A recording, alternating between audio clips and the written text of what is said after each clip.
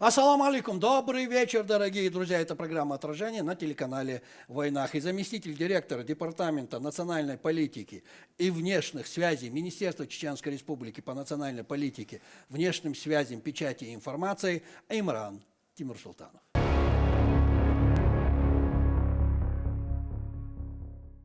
Машовым. И начиная наш разговор, а тема наша сегодняшняя, она праздничная тема. 12 июня мы отмечаем День России. Праздник еще юный, я так думаю, но уже прочно занявший свое место в нашем календаре праздников нашей страны. И тут вопрос, Имран, как вы думаете, люди понимают, что празднуют? И какой смысл это они вкладывают? Вот такой вот первый вопрос. Прошу, ваше мнение. Да, думаю, сегодня все больше людей понимает, что День России — это не просто выходной день, это праздник всей нашей общей страны. И для кого-то это, возможно, повод почувствовать гордость за Россию, для кого-то вспомнить, что мы живем в многонациональной стране, где важно сохранять единство и уважение друг к другу. И особенно символично, что 2026 год указом президента Российской Федерации Владимиром Владимировичем Путиным объявлен годом единства народов. И это еще раз подчеркивает главные ценности нашей страны. Это сила в единстве людей разных национальностей, культур и традиций. Единство страны. Да. Прошу, также хочется сказать, что Министерством по национальной политике и внешним связям, печати и информации разработан план по проведению Года единства народов России на территории Чеченской Республики. И данный план включает в себя проведение более 570 мероприятий, приуроченных, естественно, Году единства народов. План уже работает. Данный план уже работает, и уже проведено около 200 мероприятий плановых. Также проведено более 60 неплановых мероприятий по реализации плана Года единства народов. Хорошие результаты, скажу я вам. А можно ли назвать такие даты, как День России, своего рода идентификационным кодом нации? Кодом, в котором зашифрованы фундаментальные определяющие моменты в истории государства? Думаю, вы очень точное слово сказали, код. Вот хочется привести к примеру, как у человека каждого есть свои отпечатки пальцев, также у страны есть свои даты, символы. Такие даты помогают обществу помнить ключевые моменты своей страны, истории и на каких ценностях строится государство. И 12 июня мы все вместе празднуем День России как символ независимости, как символ самостоятельности. Ведь мы все единый народ, мы живем в единой стране. У нас одна история, у нас один путь.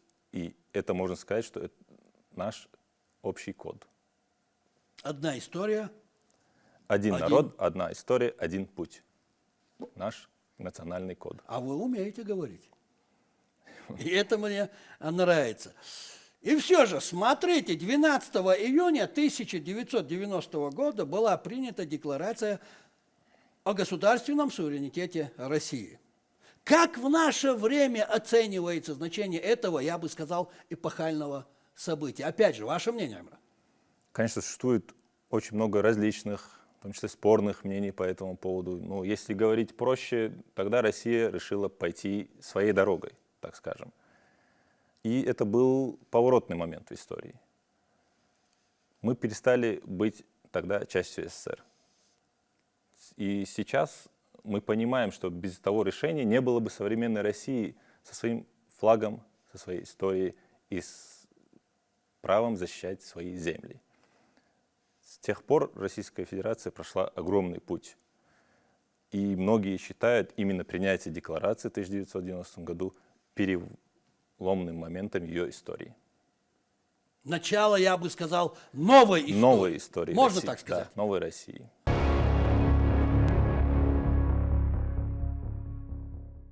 Декларация о государственном суверенитете была принята, если я не ошибаюсь, 36 лет тому назад. Правильно, да? Да, верно все. Как, на ваш взгляд, отличается концепция суверенитета России, заложенная в 1990 году, от той, которую сегодня реализует руководство нашей страны? Вот, так скажем, в начале 90-х суверенитет воспринимался как юридическая или политическая самостоятельность страны. Но прошло уже 36 лет, и сейчас суверенитет воспринимается как способность государства самостоятельно принимать решения и защищать свои национальные интересы.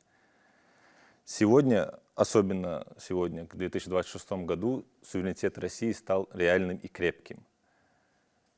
Мы научились кормить себя, мы научились защищать себя, мы научились строить свою технику, защищать свои земли. И самое главное, мы научились принимать решения, и принимаем мы эти решения независимо от того, нравятся ли кому-либо они на Западе. Мы научились кормить себя. Вот это мне очень сильно понравилось. Надо будет запомнить. Смотрите, существует мнение, что президент Российской Федерации Владимир Владимирович Путин наполнил понятие суверенитета реальным, а не формальным содержанием.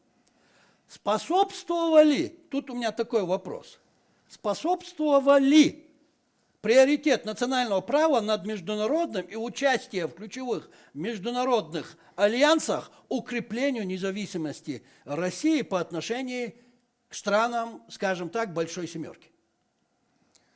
Вот мы часто наблюдаем, как нас пытаются и пытались учить жить по чужим правилам. И когда наши законы столкнулись с давлением Большой Семерки, мы выбрали наши законы, жить по нашим законам.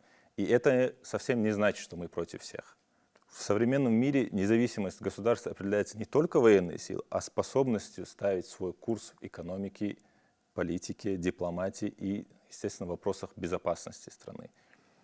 Также участие в таких альянсах с Китаем, с Индией и странами БРИКС дало нам плечо друзей. И сегодня мы с уверенностью можем сказать, Россия самодостаточная страна, и, естественно, никто нас не сможет сломить. Согласен. Оказывает ли День России какое-либо влияние на межнациональные отношения в нашей стране? Естественно, День России оказывает благоприятное влияние на межнациональные отношения в нашей стране. И сегодня мы видим, как День России отмечается во всех регионах. То есть в каждом субъекте Российской Федерации, во всех городах, муниципалитетах отмечается День России, в том числе и в новых регионах отмечается День России. Люди разных национальностей, конфессий выходят в этот день в национальных костюмах, отмечают День России, но в каких бы разных костюмах они ни были, все они поют песни о единой Родине. И этот праздник подчеркивает важность взаимного уважения и мира и согласия между нашими народами всей страны. Государство уделяет огромное внимание укреплению гражданского единства и сохранению культурного многообразия народов России. Единая страна, единая семья. Да, единый народ. Можно так сказать? Естественно. И Многонациональная так сказать. семья, да.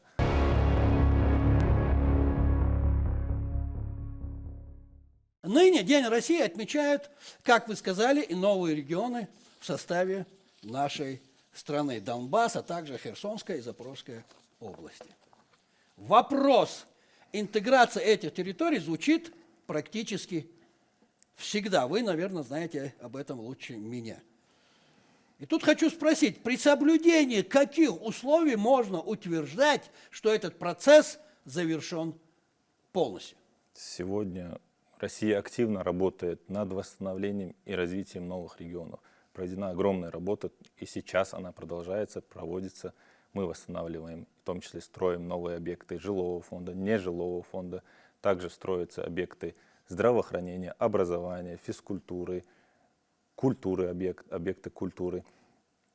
И во всех регионах новых избраны составы законодательных органов, также действуют органы местного самоуправления, органы государственной исполнительной власти. Касаемо интеграции, конечно, это долгий процесс, который уже в какой-то части можем говорить, что он завершен, так как сегодня мы уверенностью можем сказать, что люди на новых территориях уже чувствуют себя частью общей России, и они полностью уверены в завтрашнем дне. Они уже россияне. Они уже россияне, и мы, естественно, всегда наблюдаем, то есть на всех форумах всероссийских фестивалях, мероприятиях всегда есть представители Донецкой и Луганской народной республики, также Херсонской и Запорожской области. Они себя чувствуют частью России, они полностью интегрированы в наше общество, они уверены в завтрашнем дне. Регионы вернулись. Регионы вернулись, они целая единая нашей страны. Вот это самое главное. И продолжаем. На фоне процессов, происходящих в Европе, Европейский Союз, так сказать, Европейский Союз, ЕСовцы, как я их называю, нередко рассматривающие Россию как богатейшую ресурсную базу, стремится оказать на нее свое влияние. Весь мир это видит. Кто-то признает, а кто-то это старается не признавать. Опять же вопрос. Какова природа неуспокоенности Евросоюза и НАТО в отношении России? Можем сказать, природа простая. Они привыкли видеть Россию как источник ресурсов, то есть в первую очередь газа и нефти. А когда Россия решила не пускать к своим границам НАТО, не ломать свои традиции, не отказываться от Донбасса, Западу это не понравилось. Естественно, им не нравится сильный сосед, они не хотят видеть Россию сильной. И их неуспокоенность можем говорить о том, что они боятся потерять доступность наших ресурсов и не хотят видеть сильного соседа, то есть сильную Россию. Им не нравится Им не сильная нравится Россия, сильная и они Россия. этого не хотят. Они этого не хотят, но они знают, и история показывает, что Россия сильна, и так просто нас сломить не удастся.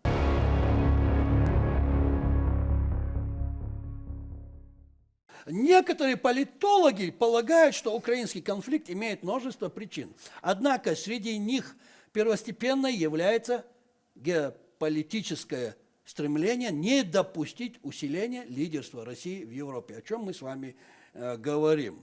Скажите, каково ваше мнение по этому вопросу? Россия богатая страна, со своим характером, с ракетами, так скажем.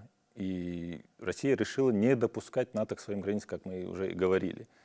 Дело тут в конфликте не только в Украине, тут идет конфликт всего Запада с Россией. Мы видели, как на Донбассе шло уничтожение русскоязычного населения, шло навязывание европейской культуры. Но культурой это невозможно назвать, это бескультурье, это открытый сатанизм. И тут мы можем сказать, что первостепенная причина – это защита российского народа от чуждой нам западной идеологии. Естественно, Запад не хочет видеть Россию среди лидеров, но история показывает, что когда пытаются нас сломить, мы только крепчаем. Ну, тут можно сказать по-другому. Европа опять наступает на те же грабли. Совершенно История это циклична. говорит. Да. Касательно смены поколений. Последние годы, особенно после начала специальной военной операции, государство уделяет повышенное внимание молодежной политике, воспитанию и образованию подрастающего поколения. Почему данное направление является столь значимым для нашей страны, для России? Огромная работа государством проводится в этом направлении. И очень важно направление молодежной политики, потому что война идет не только на фронте, она идет и в головах. И мы сегодня видим в интернете, естественно, что нам пытаются внушить, что нам нечего защищать, у нас нет своей истории, нет своей культуры. И это очень опасно слушать молодым. Потому что именно молодежь определяет будущее нашей страны. И от того, какая молодежь у нас будет сегодня, зависит будущее страны через 10-20 лет. Сегодня нашим государством уделяется огромное внимание воспитанию, образованию, патриотическим проектам, связанным с молодежью. Есть возможность самореализации молодежи. То есть всесторонне развиваются молодые люди, у них есть возможность показать себя, проявиться грамотными специалистами и построить нашу сильную в будущем Россию. И это важно для сохранения преемственности поколений, укрепления общества и единства нашей страны. В плане работы вашего департамента есть по этому вопросу мероприятия? В основном наши мероприятия, конечно, касаются межнациональных отношений, но, естественно, мы с молодежной политикой, да, все мероприятия, направленные межнациональным, межконфессиональным отношениям, участвует в каждых мероприятиях молодежь. Мы работаем и с вузами, также с всей молодежью страны. Касаемо межнациональных вопросов, хочется сказать, и, естественно, про нашу республику. У нас в республике проживает 88 национальностей. И за прошедшие более чем 20 лет мы с уверенностью говорим, что не было на территории Чеченской Республики ни одного конфликта, связанного с на межнациональной основе, либо межконфессиональной основе, в том числе и с молодежью, вне зависимости от возраста людей. То есть с молодежью мы работаем. Молодежью, естественно, мы работаем. Спасибо. Спасибо, что вам, Али. пришли, ответили на наши вопросы, высказали свое мнение. Удачи вам в вашей работе.